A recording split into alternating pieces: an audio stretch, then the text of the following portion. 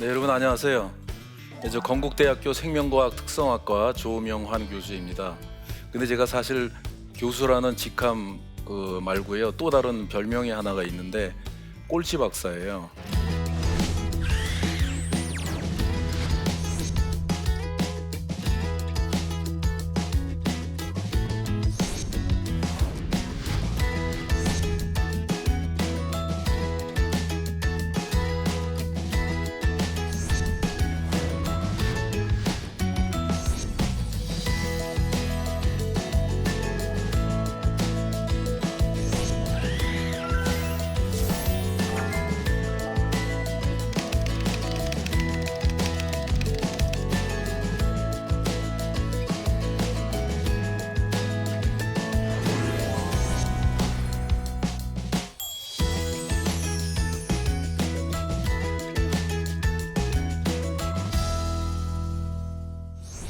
어떻게 꼴찌가 박사가 되고 교수까지 되는지 굉장히 궁금하시죠? 예. 사실 요즘 우리들이 자녀를 키우면서 자녀들의 참 좋지 않은 성적 때문에 많이 고민하는 우리 부모님들이 많이 계실 텐데요. 오늘 저의 이야기를 통해서 그런 자녀들의 성적이나 현실의 모습보다는 하나님께서 그들을 위해서 준비하시고 인도하신 좀 미래를 볼 수 있는 그런 시간이 됐으면 참 좋겠습니다. 사실 저희 부모님은 두 분이 다 이북 함경도에서 피난 오셨고요.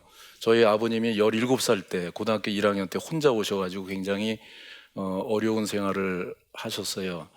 그래서 저는 사실 한국 전쟁이 끝나고 몇 년 있다 태어났는데 하나님께서 저에게 참 좋은 부모님을 주셨는데 저에게 또 다른 어머님을 한 분 주셨어요.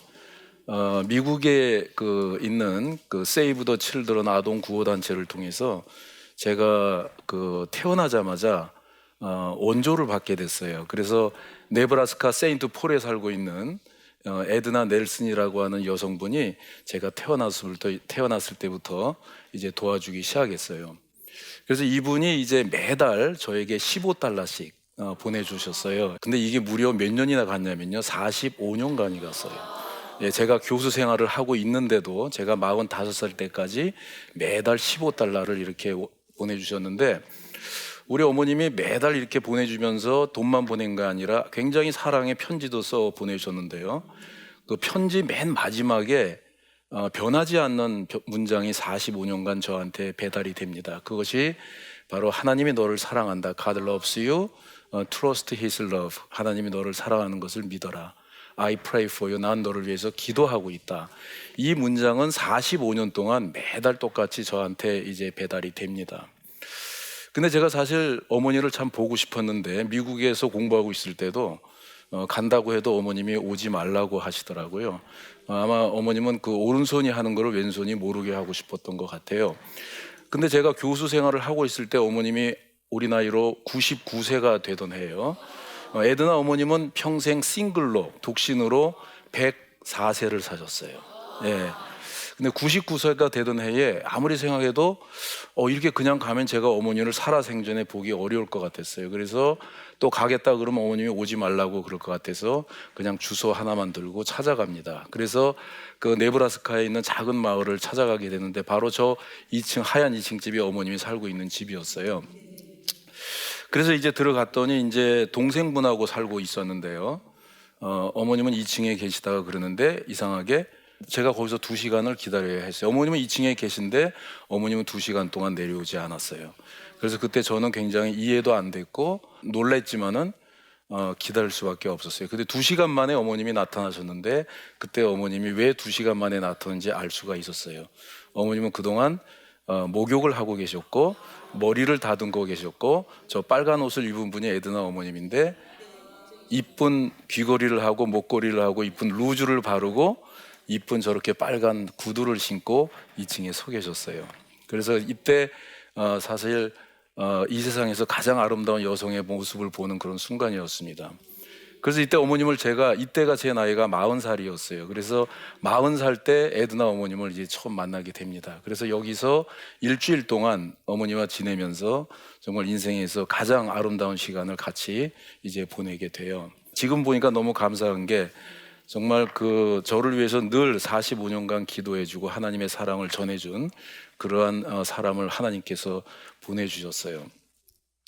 그런데 하나님께서 저에게 또 다른 사람을 제 인생에 보내줍니다. 이분은 이제 건국대학교 정치외교학과의 김명진 교수님이신데요. 제가 사실은 어렸을 때부터 성실하게 공부는 굉장히 열심히 했는데 성적은 늘 바닥이었어요.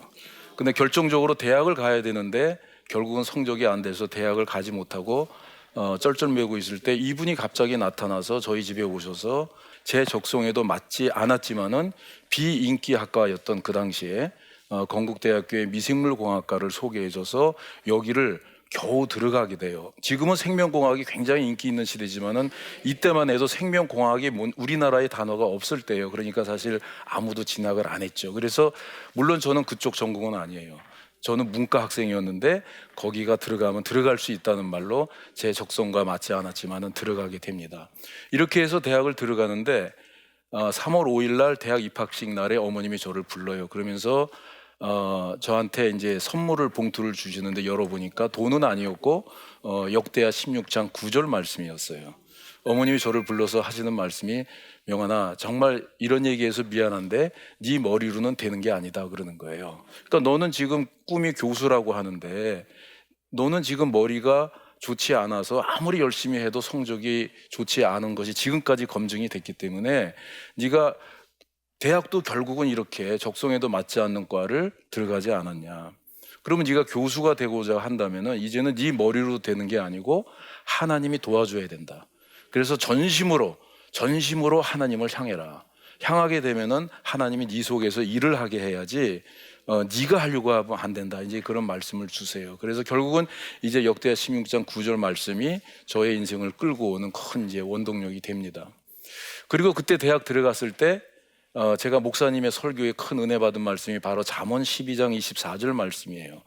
이 말씀을 보면서 어떤 것을 깨닫냐면은 이 말씀이 부지런한 자의 손은 남을 다스려도 게으른 자는 불임을 받는다는 말씀이에요. 영어 표현은 너무나 명확해요. 열심히 노력하면 지도자가 되고 게으름은 노예가 된다는 말씀이에요. 그래서 저는 이 말씀을 들을 때 우리 하나님은 기도만 열심히 하고 전도 많이 한다고 해서 나를 다 도와주는 것이 아니고 학생이니까 학생으로서 열심히 해야 할 본분을, 즉 공부를 열심히 그러한 성실한 노력하는 모습을 보여줄 때 하나님이 나를 도와주겠구나 하는 것을 깨달아요. 그래서 그때부터 굉장히 사실 성적은 늘 안 올랐지만은 책상에 앉아서 공부는 굉장히 열심히 합니다. 그래서 이 청년 기간 동안에 굉장히 하나님과 가까운 시간을 보내게 되는데요. 그래서 하나님께서 참 축복을 해주셔서 제 적성도 맞지 않았지만은 그것을 잘 공부하게 해주었고 결국은 미국의 명문대학 중에 하나인 오하이오 주립대학에 이제 합격을 해서 박사과정을 가게 돼요. 그래서 너무 정말 기뻤죠. 하나님이 나를 이렇게 부족한 저를 도와줘서 미국에 유학까지 가게 해줘서 너무나 감사했는데요. 참 안타깝게도 이 대학에 가서 2학기 만에 제가 쫓겨납니다. 이유는 역시 실력이 없었어요. 그래서 성적이 안 나왔어요. 그 학교에서 요구하는 성적이 안 나와서 결국은 이 대학에서 이제 쫓겨나게 되면서 굉장히 이때 이제 힘든 시간을 처음으로 보내게 돼요. 그래서 이제 학생증도 다 반납하고 오고 갈 데 없고 한국에 돌아갈 수도 없고 다른 대학에 전학을 가야 되는데 아무리 입학 신청을 해도 저를 받아주는 곳은 한 군데도 없었어요. 그래서 이제 오하이오에 있는 공원 벤치에 앉아서 거기서 울면서 하나님한테 기도하면서 원망도 하고 기도도 하면서 이제 보내게 됩니다. 근데 이때도 에드나 어머니의 편지는 어김없이 매달 도착을 하고 있었어요. 에드나 어머님은 제가 쫓겨난 거 알고 있었어요. 그래서 어머님은 계속 저한테 똑같은 메시지를 보냅니다. 명환아, 하나님이 너를 사랑한다.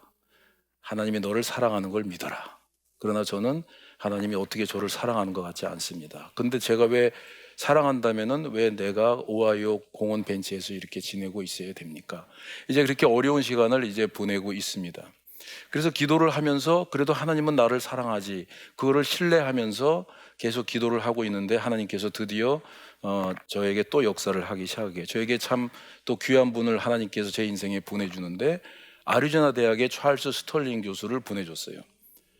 미국에서 모든 교수들이 저를 받지 않겠다고 다 불합격 판정을 냈는데 아리조나 대학에서 오직 한 사람이 저를 받아주겠다고 한번 지도해 보겠다고 연락이 옵니다. 근데 가보니까 이분이 에이즈를 공부를 하고 있었어요. 예, 사실 제가 지금 에이즈 전문가로 활동을 하고 있지만은 저는 미국에 에이즈를 공부하러 가질 않았어요.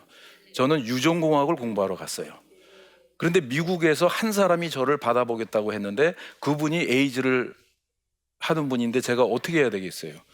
에이즈 관심도 없었고 뭔지도 몰랐지만은 글로 갈 수밖에 없었던 거예요. 마치 제가 건국대학교에 입학할 때 제 적성에도 맞지 않고 들어보지도 않은 학과였지만은 제 실력이 부족해서 들어간 것처럼 미국에서 받아주는 사람이 한 사람 있는데 그 사람이 에이즈를 하고 있으니 들어가서 하게 됩니다. 오하이오 벤치에서 울고 있을 때는 절망이었지만은 지금 생각해보니 이것이 저를 에이즈를 공부시키고자 하는 하나님의 계획이었다는 것을 나중에 깨닫게 되죠. 그래서 결국은 아리조나 대학에서 제가 하나님의 축복으로 공부를 잘 하고 박사학위를 받고 건국대학교에 이제 드디어 교수가 됩니다. 그런데 하나님의 저의 인생에 들어와서 개입하시는 것이 저는 여기서 다 끝나는 줄 알았어요. 이미 교수가 이제 될 수 없는 사람이 교수가 됐기 때문에 그러나 하나님께서 계속 저를 개입하시고 한 5년 지났을 때 노벨상 수상자를 통해서 저를 또 움직이기 시작해요. 그래서 이분을 노벨상 수상자 바로크 블룸버그 박사를 제가 그 전 해에 국제 심포지움에서 만나서 알게 됐는데 이분이 1년 뒤에 저한테 편지가 왔어요. 자기가 스탠포드 대학에 가게 됐는데 원하면 같이 가자 이렇게 저를 초대를 한 거예요. 그래서 이제 저 사진이 제가 스탠포드 대학에 처음 도착한 날 같이 저녁을 먹고 찍은 사진인데 가운데 계신 블룸버그 박사가 그 옆에 계신 그 토마스 메리건 교수를 저한테 소개해 줍니다. 이분은 제가 에이즈를 전공한 사람인데 세계 최고의 에이즈 전문가예요. 그래서 이분 밑에서 제가 에이즈를 공부하고 연구할 수 있는 길을 또 마련해 주십니다. 그런데 블룸버그 박사도 바이러스 전문가예요. 그래서 이분은 간염 바이러스를 세계 최초로 발견을 하고 백신을 만들어서 노벨상을 받으신 분인데 이분은 하나님께서 이분을 통해서 저를 다른 방법으로 교육을 시켜줬어요. 저는 생물학 교수인데도 불구하고 블룸버그 박사는 저를 오라 그래서 항상 가보면은 다른 사람을 만날 때 저를 불렀어요. 다른 노벨상 수상자를 만나거나 정치인을 만나고 성공한 기업인을 만나고 할 때 저를 꼭 불렀어요. 그래서 제가 거기 있으면서 저는 사실 생물학 교수이고 제 머릿속에는 자연과학만 꽉 들어가 있었는데 그 사람들과 대화를 하면서 그 사람들의 생각의 세계를 제가 접하기 시작해요. 심지어는 이분이 실리콘밸리에서 성공한 기업인, 실패한 기업인들까지 만나게 해줘서 이 사람들이 왜 성공을 했고 왜 실패했는지를 공부할 수 있도록 길을 열어줬어요. 그래서 하나님께서는 블룸버그 박사를 통해서 생물학 교수인 저를 다른 분야의 세계에 있는 사람들을, 그것도 성공한 사람들을 만나게 해주는 그런 축복을 해주셨어요. 그리고 제가 이제 한국에 돌아왔죠. 한국에 돌아왔더니 그때 하나님께서 또 다른 사람을 제 인생에 보냅니다. 바로 서정진이라고 하는 사람인데, 그래서 하나님께서 노벨상 수상자 블룸버그 박사를 통해서 생물학 교수인 저를 다른 분야의 세계를 간접적으로 경험하게 해줬다면은 하나님께서 서정진 회장을 통해서 기업 창업이라는 현장에서 제가 거기서 같이 경험을 하면서 그 정말 힘들고 피말리는 그런 경영의 세계를 직접 공부하게 하나님께서 그렇게 가르쳐 주셨어요. 그리고 제가 셀트론이 만들어지면 저는 학교로 돌아옵니다. 그런데 그때 돌아왔을 때 제 마음은 이미 굉장히 다른 사람으로 제가 변해 있다는 걸 알게 돼요. 그래서 저는 평범한 생물학 교수가 아니었고 제 머릿속에는 이미 생물학뿐만 아니라 경제, 경영 이런 것이 꽉 차 들어가 있었어요. 그래서 이때 제가 엉뚱한 하나님께서 자꾸 새로운 마음의 변화를 주고 도전을 줘서 제가 새로운 도전을 하기로 엉뚱한 결정을 하게 돼요. 그것이 바로 하버드 케네디 스쿨로 다시 유학을 갑니다. 그리고 여기서는 정치, 행정학, 리더십, 경영, 경제 이런 것을 가리키는 것이에요. 그래서 여기서 제가 이때가 49살 때 교수직을 잠깐 내려놓고 다시 하버드 대학으로 학생으로 이제 유학을 갑니다. 그래서 여기 돌아와서 제가 아시아 태평양 에이즈 학회 회장으로 되면서 본격적으로 이제 에이즈 퇴치 운동을 전개하는데, 특별히 저는 에드나 어머님한테 오랫동안 원조를 받아서 그런지 어린아이들한테 관심이 많았어요. 그래서 저는 아프리카의 어린이를 도와주는, 에이즈 어린이를 도와주는 일을 중점적으로 하게 됩니다. 그런데 에이즈가 그동안 지금 발견된 지 37년이 되면서 좋은 약이 많이 만들어졌어요. 그래서 약만 잘 먹으면은 이제 치료가 잘 되는 병이 되었는데, 문제는 아프리카에 있는 어린아이들은 부모도 가난하고 너무 가난하잖아요. 그러니까 치료약이 너무 비싸요. 에이즈 치료약이. 그래서 에이즈는 치료약은 있는데 치료가 안 되고 있는 게 에이즈예요. 그래서 에이즈를 퇴치하려면 이분들을 치료를 해줘야 되는데 돈이 없기 때문에 돈을 많이 모아서 이 사람들의 치료비를 대줘야 되는 상황이에요. 그래서 제가 회장을 하면서 같이 일한 사람들이 세계에서 돈 많은 기업인이나 대통령 이런 사람들을 만나서 이제 그 치료비 후원금을 이제 걷는 그러한 활동을 이제 본격적으로 전개를 하게 됩니다. 에이즈는 예방교육, 이거는 성접촉에 의해서 전염되기 때문에 에이즈 예방교육이 굉장히 중요해요.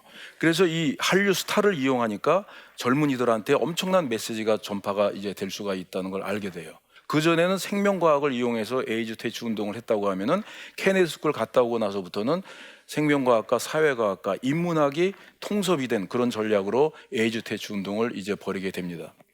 그런데 뉴욕발 금융위기로 경제가 점점 어려워지면서 국가 경제도 어려워지고 회사도 기업의 이윤이 자꾸 줄어들면서요, 우리에게 후원금이 자꾸 줄어드는 거예요. 그러니까 도와줄 어린아이들의 숫자가 점점 줄어들 수밖에 없잖아요. 그래서 어떤 생각을 하게 되냐면, 제가 스위스 제네바에 본부를 두고 있는 유닛 에이드라고 하는 단체하고 같이 일을 하는데, 이 기구에서 정말 기가 막힌 혁신적인 방법을 개발하는데, 여러분들이 지금까지 외국에 나갈 때 국제선을 탈 때마다 1,000원씩 더 기부를 했어요. 무슨 말이냐면 비행기 값이 150만 원이면 150만 원 1,000원을 냈어요. 이거는 여러분들한테 물어보지도 않고 강제적으로 세금을 걷은 거예요. 여러분 몰랐죠?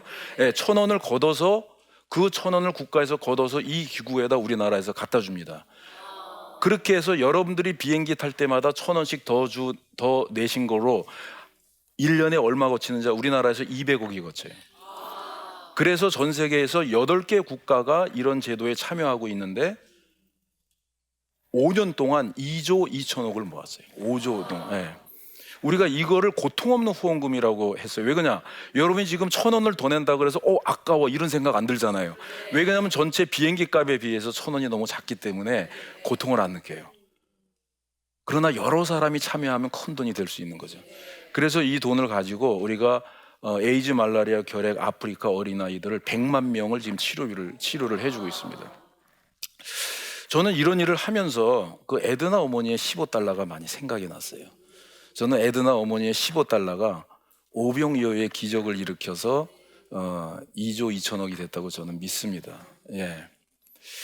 그래서 여러분, 우리가 비록 작은 거지만은 내놨을 때 그것이 작은 재능이라고 할지라도 작은 물질이라고 할지라도 그것을 내놓았을 때 하나님이 그걸 사용해서 오병이어의 기적을 일으킨다는 것을 우리가 믿어야 돼요. 그래서 여러분들의 자녀가 지금 봤을 때 너무나 답답하고 공부도 못하고 성적도 안 좋은 그런 자녀이라고 할지라도 여러분이 기도하면서 기다려주면은 그 어린아이들이 하나님을 바라보기 시작하면은 그 작은 재능이, 별 볼 일 없어 보이는 그 재능이 오병이어의 기적이 일어날 수 있다는 것을 우리가 알아야 돼요. 예. 저는 2030년에 에이즈가 분명히 퇴치될 것으로 이제 믿고 있어요. 2030년까지 에이즈가 퇴치하기 위해서는 73조 원이 필요해요. 예, 그래서 그렇게 하게 되면 전 세계에 있는 모든 사람을 치료 혜택을 받게 할 수 있어요. 저는 에드나 어머니의 15달러가 73조 원이 될 것을 저는 믿고 운동을 하고 있습니다. 예. 저는 사실 하나님께서 저에게 에드나 어머님을 보내주셨는데, 사실 에드나 어머님과 45년간 편지를 받으면서 저는 깨달은 것이 있는데, 하나님은 분명히 계시다. 제가 그분의 사랑의 행위를 봤을 때 도저히 불가능한 거였어요. 이건 사람으로서 그렇게 사랑할 수가 없는데 이분이 저를 그렇게 오랫동안 사랑한 걸 보고 하나님은 분명히 살아계신 분이다.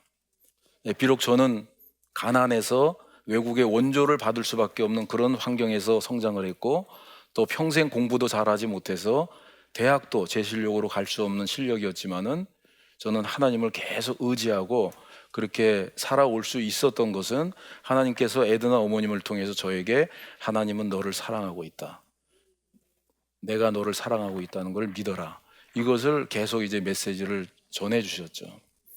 그래서 저는 사실 에드나 어머님이 저의 인생을 살면서 보여준 하나님의 빛을 저도 할 수만 있다면 요만큼이라도 세상에 좀 빛이 되고 또 소금이 되고 저도 하늘나라에 갈 수 있으면 참 좋겠다, 그런 소망을 가지고 있습니다.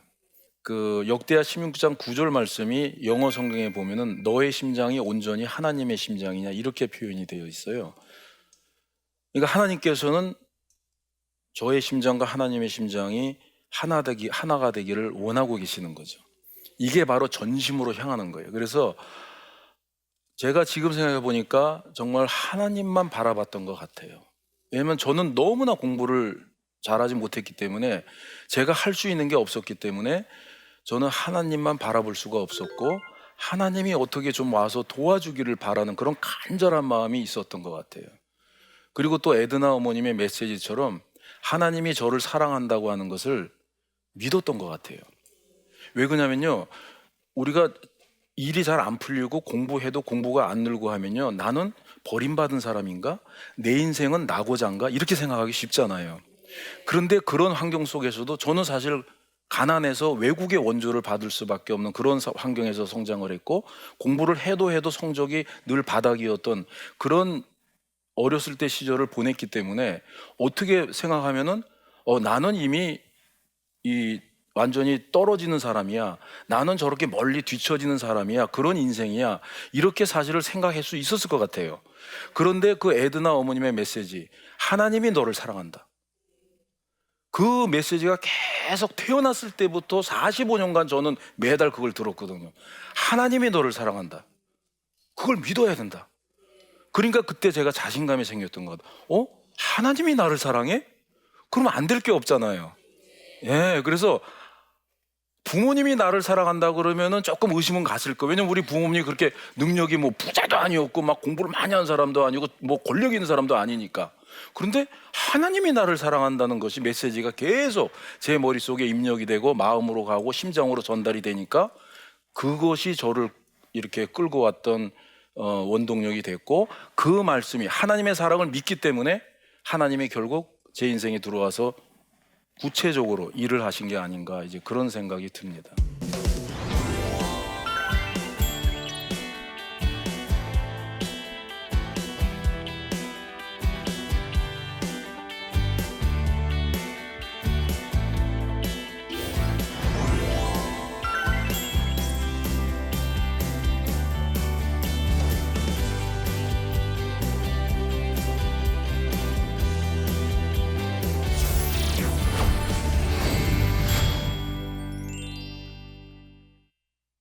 네, 오늘 제 강의를 이렇게 들어줘서 너무 감사합니다. 혹시 여러분 중에서 꼭 질문하고 싶은 내용이 있으면 해주시면 제가 답변을 해드리겠습니다. 성적이 좋지 못한 아들을 보면 화가 나고 그냥 포기하고 싶다는 생각이 많이 듭니다. 저에게 조언을 좀 해주세요. 예, 그렇죠. 참 저도 자녀가 둘 있지만은 자녀가 이러면 너무나 참 답답하죠. 예, 포기하고 싶고 얘는 안 되는가 보다. 왜 그러냐면 머리가 뭐 한계가 있잖아요. 예, 뭐 IQ가 있고 다 두뇌가 좋은 아이, 두뇌가 나쁜 아이기 때문에 이 DNA가 갑자기 변하는 건 아니거든요. 예, 그래서 사실 머리 자체가 나쁜데 얘가 천재가 되기는 어려운 거죠. 그건 불가능한 얘기죠. 근데 그건 우리 생각이에요. 그건 사람의 생각이에요. 여러분 보세요. 고린도후서 3장 5절에 보면은 나의 만족은 하나님으로부터 나오느니라 그랬어요. 나의 만족은 하나님으로부터 나오느니라. 그런데 그게 영어 성경에는요, 만족이라는 말을 어떻게 표현하고 있냐면 능력, 나의 능력 혹은 나의 용량은 하나님으로부터 나오느니라, 이렇게 표현되어 있어요. 여러분 용량이라는 말 알잖아요. 커패서티, 그릇의 크기거든요. 그러니까 내 아이가 늘 공부를 못해. 그럼 우리는 어떻게 생각하냐면은 이 아이의 공부할 수 있는 용량은 요거밖에 안 돼. 저 1등 하는 아이는 공부 잘하니까 용량이 이렇게 큰 것 같아. 우리는 이렇게 생각하잖아요. 근데 그 용량은 우리가 물려준 DNA에서 오는 게 아니라는 거예요. 고린도후서 3장 5절은 이 용량은, 이 능력은 어디에서 오냐? 하나님으로부터 온다는 거예요. 비록 얘가 공부할 수 있는 머리를 요만한 그릇으로 가지고 태어났다고 할지라도 하나님이 개입을 하게 되면 이 그릇은 이렇게 커질 수 있다는 거예요. 네.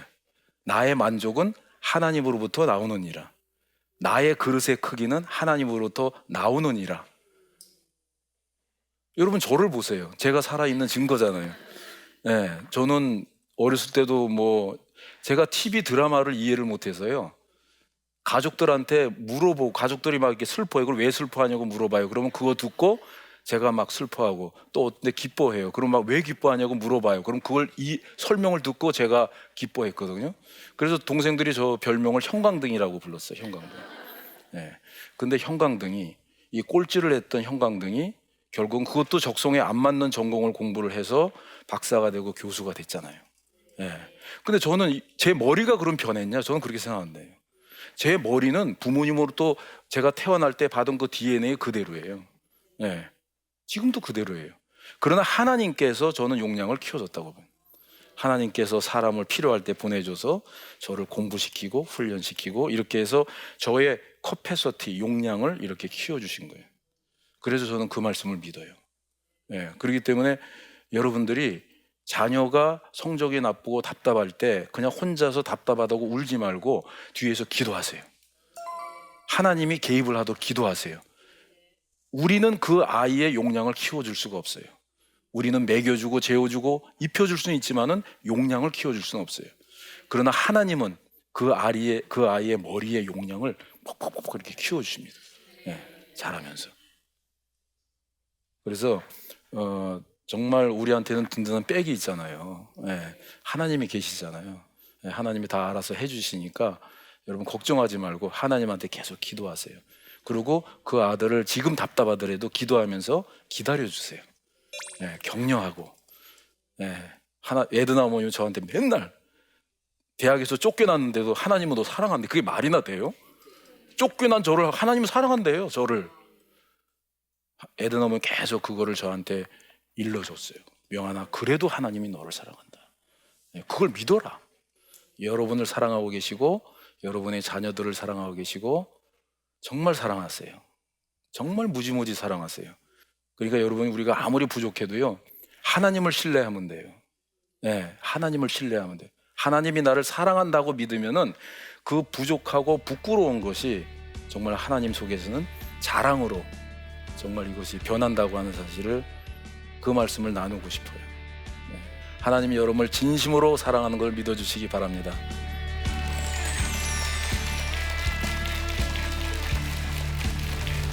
안녕하세요. 전도 여왕의 전도 레시피의 저자 박인숙 권사입니다. 이제 곧 설 명절이라 오랜만에 가족 친지들을 만날 일이 많을 텐데 믿지 않는 가족에게 어떻게 예수님을 전할 수 있을까 고민 많으시죠? 이번 나침반을 통해 믿지 않는 남편과 시댁 식구들을 차례로 전도했던 제 경험과 수많은 전도 현장을 경험하며 깨닫게 된 전도의 노하우들을 함께 나누는 시간을 가져보려고 합니다. 이번 설 명절이 가족 전도를 위한 이 절호의 기회입니다. 많은 시청 바랍니다. 이 프로그램은 시청자 여러분의 소중한 후원으로 제작됩니다.